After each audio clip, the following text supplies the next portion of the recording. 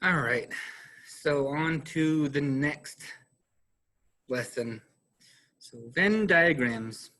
And you've probably seen these before, right? They usually look like this. This is probably the one you're most familiar with. Let's see. But there are other types here. So these are the types of Venn diagrams, and we use them to show relationships. So how does something relate to another one? So we still have the same P and Q that we're using. So all elements of P are elements of Q. So what we have to do is, I'm going to make up an example of what these circles could be. So maybe we could have P, like, we'll make it be penguins, right? So if P are penguins, Q could be birds, right? Because all penguins are birds. But then there would be some in this area, Q, birds that are not penguins. So you could have things like pigeons, parrots, parakeets, chickens, turkeys, right? Those are all birds. But here we're talking about a smaller group of birds, walking flightless birds. That would be penguins. So in this case, again, there are no such things as penguins that are not birds. There's no lizard penguins or dog penguins or mammal penguins. They're all birds.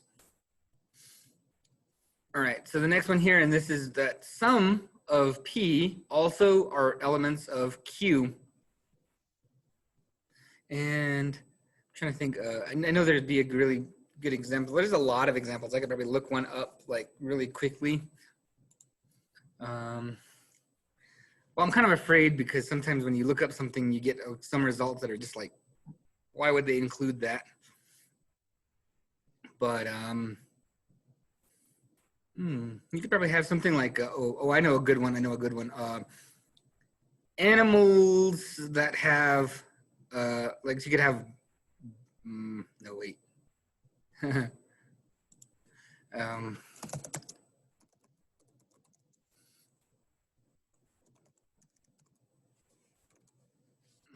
This is what I know that's pretty good.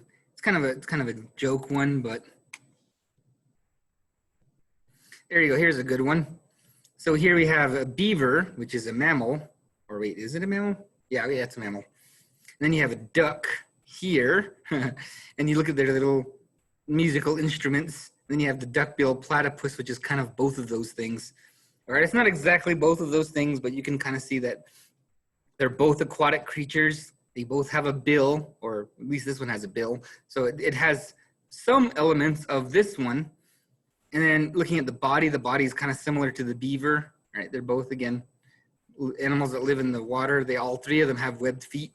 And here one of them has a guitar, and then the other has a keyboard, and the other one has a, I don't know what that instrument is called, but you can kind of see what I'm getting at, right? So some are in the group of the others. And then there could also be a third type where there is no relationship between P and Q. They just have nothing in common. Okay, sort of like lizards and mammals. As far as I know, there's nothing in common with any of those. There's no creature, as far as I know, there's no there's no cold-blooded mammals, and there are no warm-blooded reptiles. There are no scaly mammals, unless you don't wash your elbows. And there are no hairy lizards, okay? Lizards with any hair on them. They just have nothing in common. They're just in no way the same thing. All right, so draw a Venn diagram to represent each statement. So you're going to use one of these three and put it in here. So it says here, some students who take chorus also take band. And I don't think I've ever heard of a chorus class, but it's like a singing class, I guess. So here you have students that only take chorus, right? And then that's this little kind of circle with a piece missing out of it. You're talking about just this piece. Then you have band, so that would be the people who are only in band would be right over here. And then you have some, it says some students take both. And that's this little narrow kind of don't know what shape that would call it. I usually call that an I shape. I'm pretty sure there's an actual name for it. And there's got to be a name for that shape. But it's kind of like a two-sided shape with two sides that curve. The two-pointed shape. I don't know. But either way, yeah, you would just use this middle one because it's, again, some elements are part of both. All right, so let's see. No perfect square numbers are prime numbers. So that's a math one. So a perfect square is a number that you multiply two of the same number to get the same a perfect square number. So that'd be like 3 times 3 gives us the square number of 9.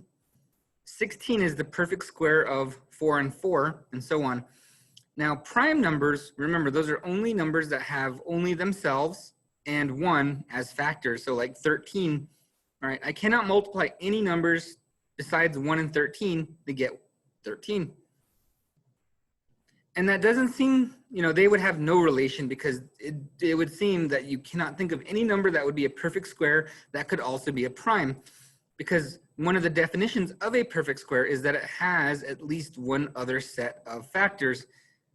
I mean, you could go with 1 times 1, all right? Well, actually, there's a common misconception, and that is 1 is a prime number. 1 is actually not a prime number. 1 is actually not considered a prime number. So that one would be out. 2 times 2, well, is 4. So if 4 is a perfect square number, you also have a second set of factors. That'd be 2. So by definition, these two things can't be the same thing. So that's why we would have 2 separate circles. They can't in any way be the same. They wouldn't share any numbers. All right, number 3. So numbers divisible by 6 are always divisible by 3. So we had another example this morning with 2 and 4, right? And we tried to switch the logic on that. We tried to make the converse of that statement. And it turned out that it didn't work sometimes. And we could check this out too. So think about it. At first you might want to pick this one here. But all numbers that are divisible by 6 are also divisible by 3. So like if we get multiples of 6, so 6, 12, 18, 24, 30, 36, and so on, they're all divisible by 3. But if we reverse it, and I could pick numbers that are divisible by 3, but not divisible by 6. So that would be numbers like 3, 9, 15, 21. So those are numbers that are divisible by 3, but are not divisible by 6. So it would not be this one here. It would be this one here. So if you remember, well, no, that would be an algebra 2 thing. But anyway, yeah, so you can have some circles inside of other circles. Number 4, so every natural number is a whole number. And this is actually the example I was just now thinking of. But in Algebra 1, you also have those number sets. You have the real number charts. So it starts with natural numbers, then whole numbers, and then there's another circle on the outside that would be integers, and then rationals, and then there'd be a big one around the whole thing called real numbers. So that would be a Venn diagram. So every natural number is a whole number. That's true. That is true. So natural numbers and whole numbers is pretty much the same. There's only one whole number that is not a natural number, and that would be 0. But either way, all natural numbers are also whole numbers. So yeah, that's true. Some vertical angles are complementary. So there's a lot of angles, 1 to 360 degrees. So vertical just means, again, if you have 2 lines that crisscross, those are the ones that are kind of opposite of each other, or what we would call intersect. I guess I should use the proper vocabulary. So 2 lines that intersect would also have vertical angles and complementary angles. So complementary, again, means it goes nice with each other. So that would be a 90-degree angle. So yeah, you could have some of them that are both complementary and vertical. even though most of them would not be the same. And it doesn't matter how big it is, because again, there's only a few degrees out of 100 or 360 that would fit both of these. But then there'd be like a way vast majority more that would only fit in one group. So you would still draw the same size Venn diagram. You don't need to make it like smaller, you know, or you don't need to make this area smaller or further apart. Just draw this exact figure. All right, number 6, irrational numbers are never rational. That's true. Irrational and irrational, if you remember that big chart that I was talking about with real numbers, irrational numbers and rational numbers are different. You know, they have no numbers in common. And irrational numbers are usually a little tiny circle off to the side, all on their own. So you can't have them. So again, by definition, they have to belong to one of these groups. They cannot belong to either of these groups. I guess you could include imaginary numbers, but that would be a whole nother thing. All right, so Venn diagrams with conditional or compound statements. So earlier I asked you to get that chart, and that chart is very helpful. I told you it would be very helpful because you are going to need to use it a lot. So again, if you have a notebook or something, anything that says organizer, graphic organizer, or anything like that, those are usually a really good thing to have as notes. All right, and again, I would kind of hope that you would take a lot of things as notes, because when you turn in your packets, you lose a lot of your stuff, a lot of your notes. So I would also recommend you put it in a notebook as well, and that's something that you're gonna use if you're gonna go to college. That is a very useful skill, is to take notes. But I'm not gonna make you. I can't make you. So anyway, let's go ahead and go over these now. So remember, this means P implies Q. So if it is P, then it is also Q. If it is a penguin, that implies it is also a bird. If you are in Nashville, then you are in Tennessee. If it is a squirrel, then it is a rodent. Or if it is a squirrel, that implies it's a rodent.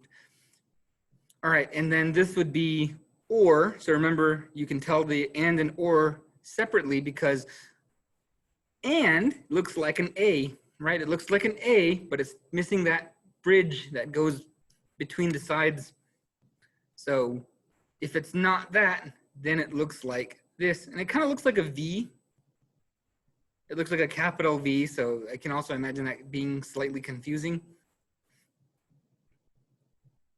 But that would mean, again, or. So pizza or hamburger, right? So if I have pizza here and I also get hamburger, well, maybe I could get both.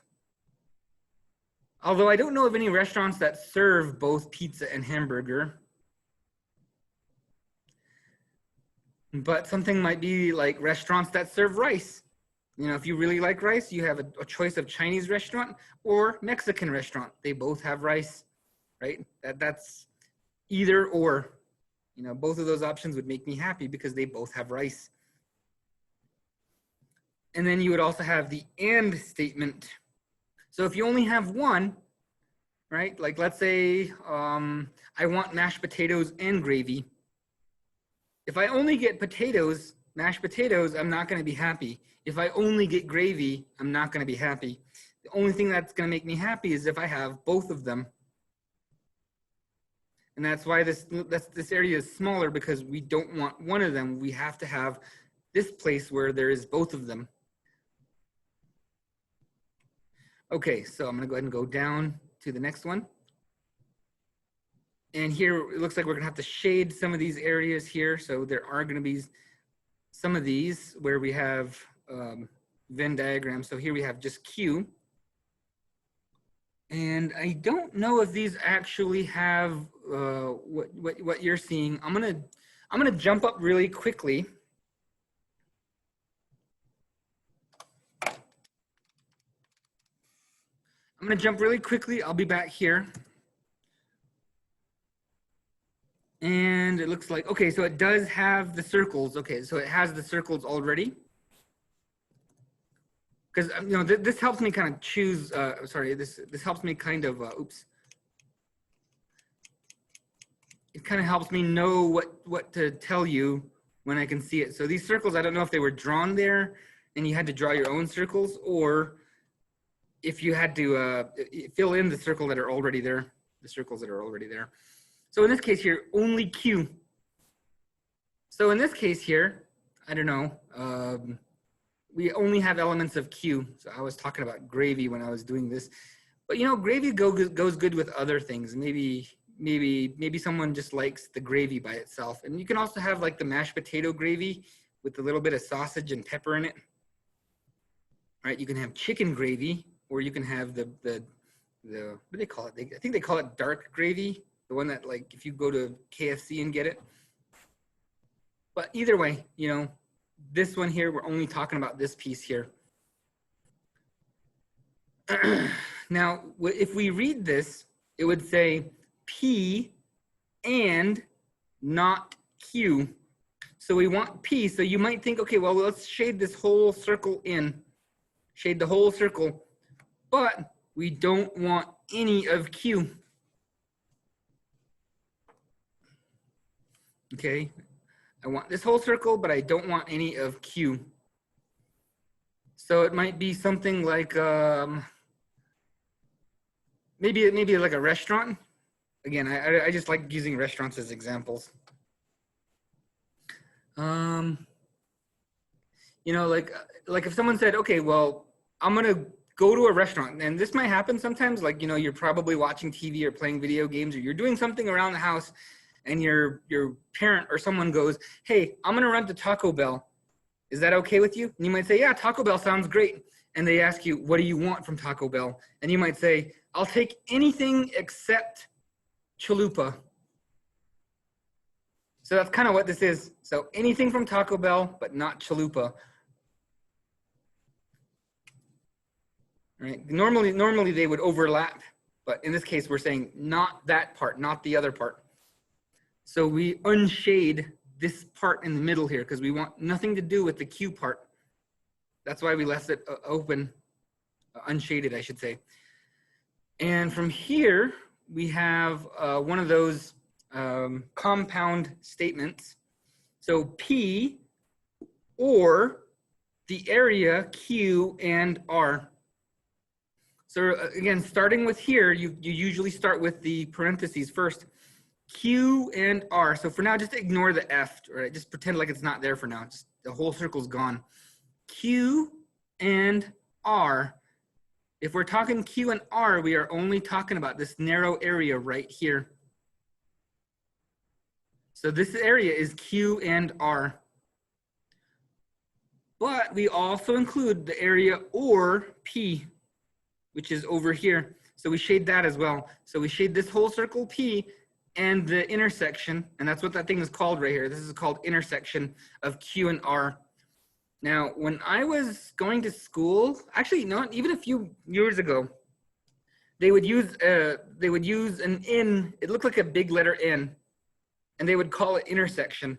And then they would have a U-shaped thingy that they would call union. I wonder if it's the same shape. I don't know. Like sometimes in math, you know, there's like updates. And with those updates, they usually change things. So like they'll call things different names. Like in the case of roots and zeros, x-intercepts, they're all the same thing. But when I was going to school, they called them roots. Now they call them zeros. So that's probably what it is here. That's not important. I just noticed that kind of just now, that the union and intersection symbol are the same thing. I mean, not the same thing, but they're the same thing as the V and this A looking symbol. I think that's, well, it would be lambda. Again, that's not really important. All right, so let's go ahead and look at these diagrams and use a conditional statement or compound statement. So here, they give us the shape, so acute angles and angles that measure 60 degrees.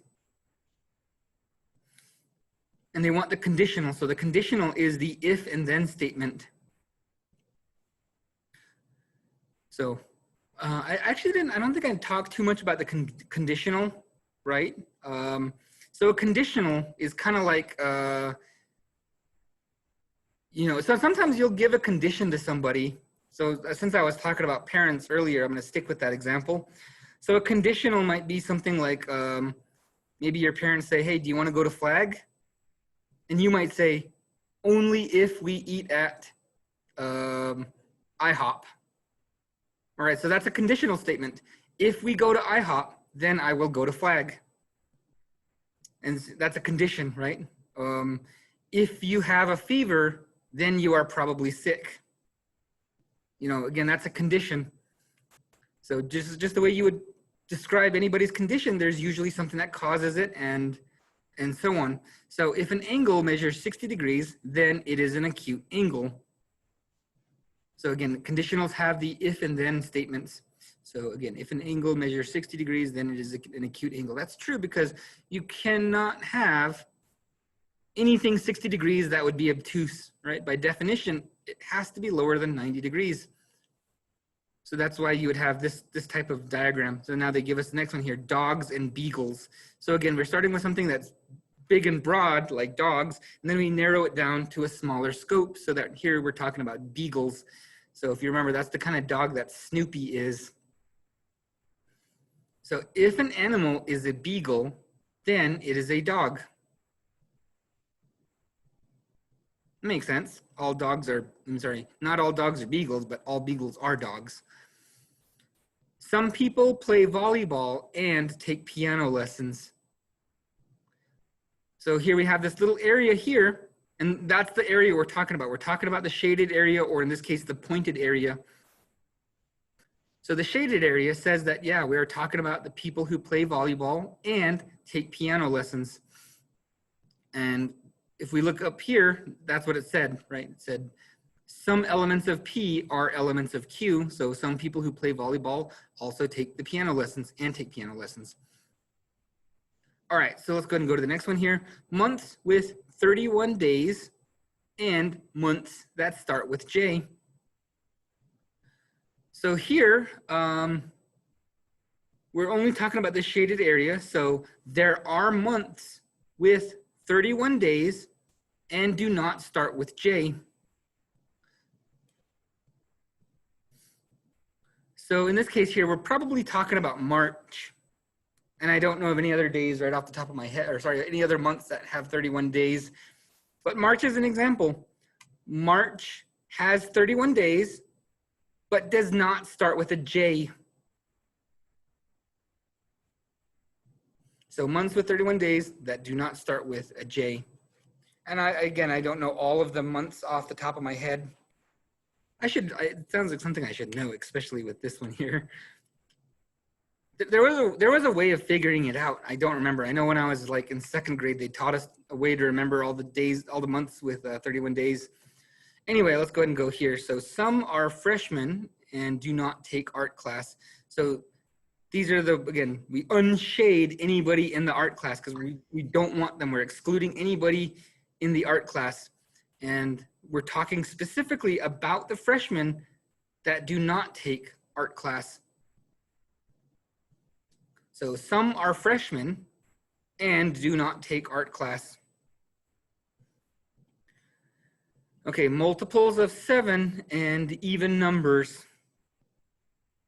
So multiples of 7, that would be numbers like 7, 14, 21, 28, 35, 42, 49. So those are multiples of 7. There are even, well, I shouldn't have to tell you what even numbers are, but in that list that I just explained, there are even numbers like 14, 28, and 42. So in this case here, you could say some numbers are multiples of 7 or are even numbers, or there are numbers that are multiples of 7 or even numbers, right? Because they can be either or means that both of those are filled in. So if you remember going back up, oh wait, did we go? Oh yeah, here, right here, or. So P or Q. So when you see both of those filled in, that means that it is an or value. And I kind of knew this was going to be a shorter lesson.